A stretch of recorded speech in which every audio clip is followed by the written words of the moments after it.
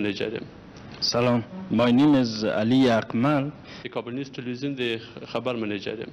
Salam, my name is Ali Akmal. I am a journalist in Afghanistan and good to see you. Assalamu alaikum. My name is Farid Azim.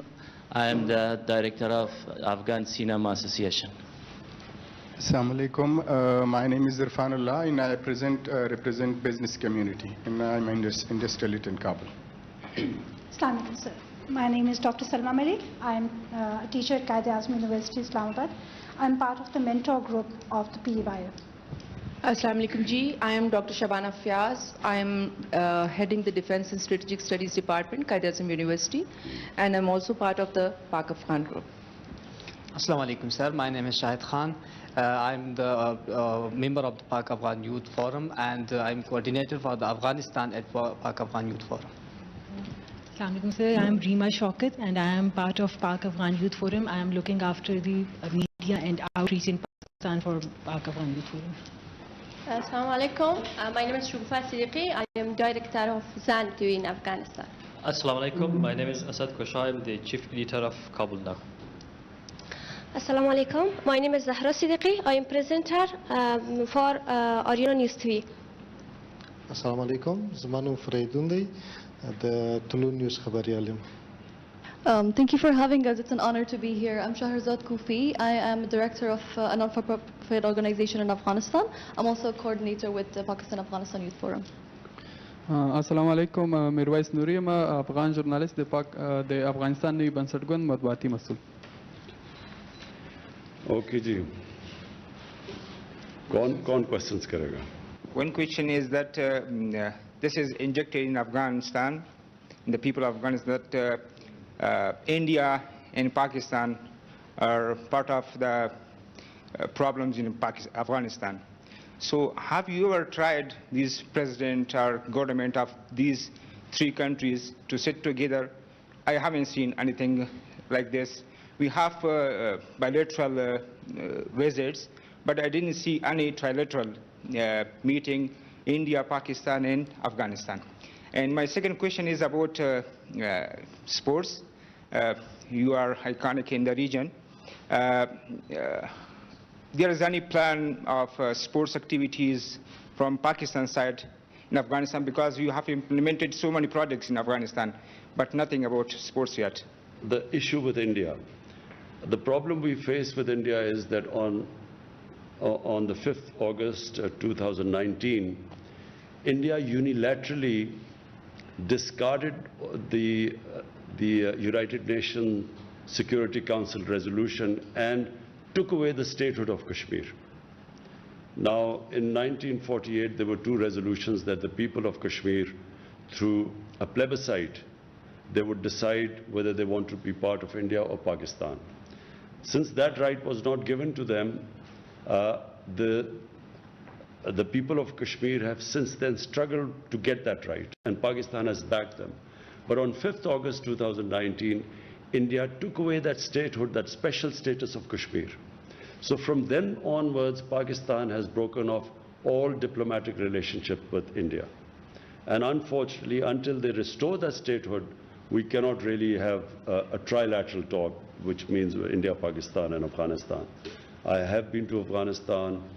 I have good relationship with President Ghani, and our own relationship has been very good, except that recently there have been statements from Afghanistan which basically accuse Pakistan of what is happening there.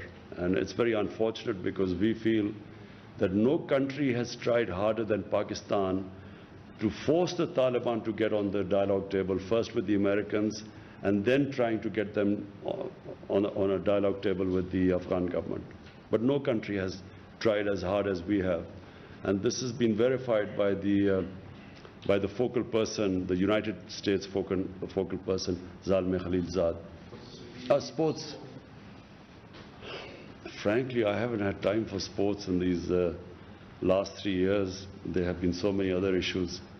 But what I can say is that I don't think any country, I know the history of cricketing world, no country in such a short space of time has improved in cricket as Afghanistan.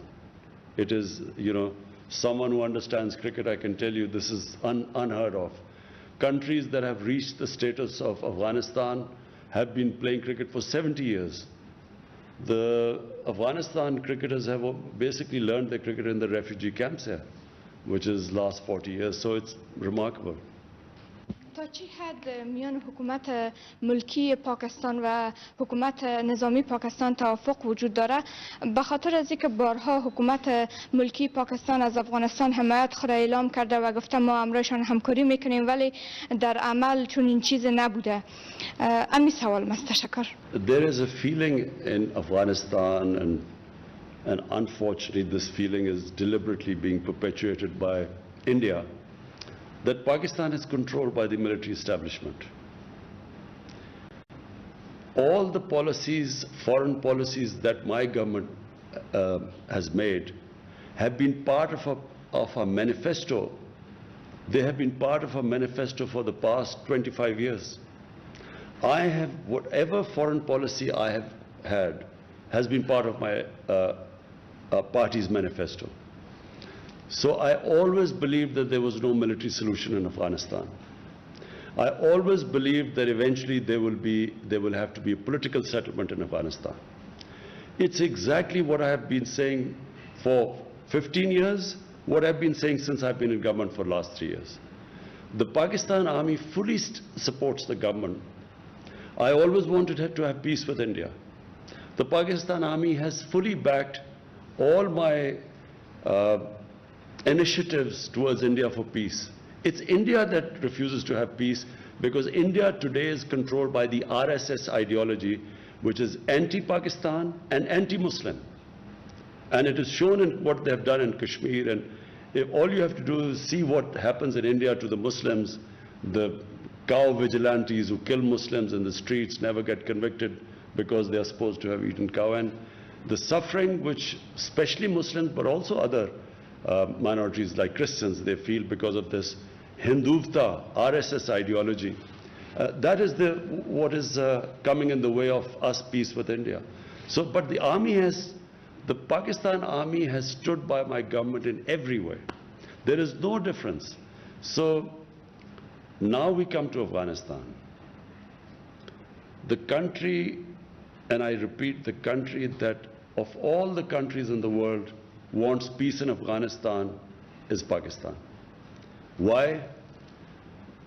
Because number one, if there's peace in Afghanistan, then Pakistan is connected right up to the Central Asia. We have already signed a contract, signed an agreement with Uzbekistan for the Mazar Sharif Peshawar Railway through Afghanistan. So all our future economic strategies depend upon peace in Afghanistan. That's number one. Number two, the people of Pakistan always think of people of Afghanistan as probably, if not neighbors, as our brothers. And they have suffered for 40 years of strife. And so we feel that if any country needs peace and quiet, it's Afghanistan. Thirdly, if this civil war goes on between the government and Taliban, it will almost certainly spill over to Pakistan's tribal areas. And we have really, in the last time when we joined the American war on terror, and as a result, we had the American war on terror spilled onto Pakistan's tribal area. 70,000 Pakistanis were killed in that. So last thing we want is that civil war spilling over into Pakistan, which it will do if it is a protracted civil war. And finally, we already have 3 million Afghan refugees. We cannot afford, if there's civil war, there will be more refugees coming in. And Pakistan does not have the economic conditions to have another influx of refugees. So it is in our interest, and that is why Pakistan has tried its best, is trying its best for a political solution in Afghanistan. Thank you so much for your time. سوال من هست که میخوایم پرسان بکنم در ارتباط به حملاتی که فعلا طالبان در ولسوالی‌های افغانستان انجام میتن و کارهایی که اینا انجام میتن وارد خانه‌های افغان میشن، آیا از نظر شما این گروه کارهایشان چگونه است؟ غیر انسانی هست؟ یا گروه تروریستی هستند طالبان؟ آیا این شما میپذیرین؟ و دیگه ای که در این اواخر آیا اجساد پاکستانی را شما کشور پاکستان دریافت کردن از افغانستان تسلیم شده باشند؟ نظرتان در این ارتباط چی هست؟ و با چنین شرایط نتیجه روند صلح را در افغانستان شما چگونه میبینین من حیث یک کشور خیلی نزدیک بر افغانستان؟ تشکر. First, what the Taliban are doing or not doing is nothing to do with us. You know, you have to speak to Taliban about what they're doing. We're not responsible. Neither are we some spokespersons for Taliban. But you have two choices. 20 years, a military solution has been attempted to bring peace to Afghanistan, and that's failed. Now you have a choice. Either this American-backed military solution you can continue, because if you feel the Taliban are not someone you want to have in part of your government, you can keep on the course of a military solution. But everyone knows it's not possible anymore. The second solution is to have a government, a political compromise between the Taliban and the government, to have a compromise, an inclusive government. That is the only solution. Now, what the Taliban are doing or not doing has nothing to do with us. All we want is that there should be peace in Afghanistan. Pakistan's interest is peace there. There are 3 million Afghan refugees in Pakistan. Almost all of them are Pashtuns. And all of them, or most of them, would have sympathies with Taliban. How is Pakistan supposed to check who is going over there to fight or not when there are about 25,000-30,000 people who cross every year, every day? They go into Afghanistan and come back. How is Pakistan going to check that? So Pakistan has consistently said that if the Afghan refugees go back to Afghanistan, then hold us responsible. But if there are 3 million refugees here, how can we say few hundred or few people have gone there to fight and their bodies are coming back? How can Pakistan be held responsible? There are refugee camps of 500,000 people. There are refugees with over 100,000 people. So how is Pakistan going to go into the refugee camps and decide who is pro-Taliban and who is not?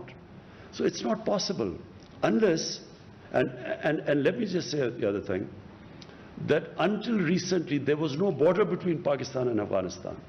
The Durand line was just imaginary. There was no physical border. So to stop, to control the outflow and flow into Pakistan, we have built this fence at a huge cost to Pakistan. We have completed 90% of the fence now. So for the first time you have a border fence. Before that there was no border anywhere. Durand line was no border. So we are trying our best, but it is not possible to hold Pakistan responsible when you have over 3 million refugees here. What interest could possibly Pakistan have in a civil war in Afghanistan? What interest would Pakistan have in backing someone to take over Afghanistan? What is clear is that no one party will be able to take over Afghanistan. So if Taliban try to take over Afghanistan, it will just be an ongoing civil war. In the past, Pakistan did have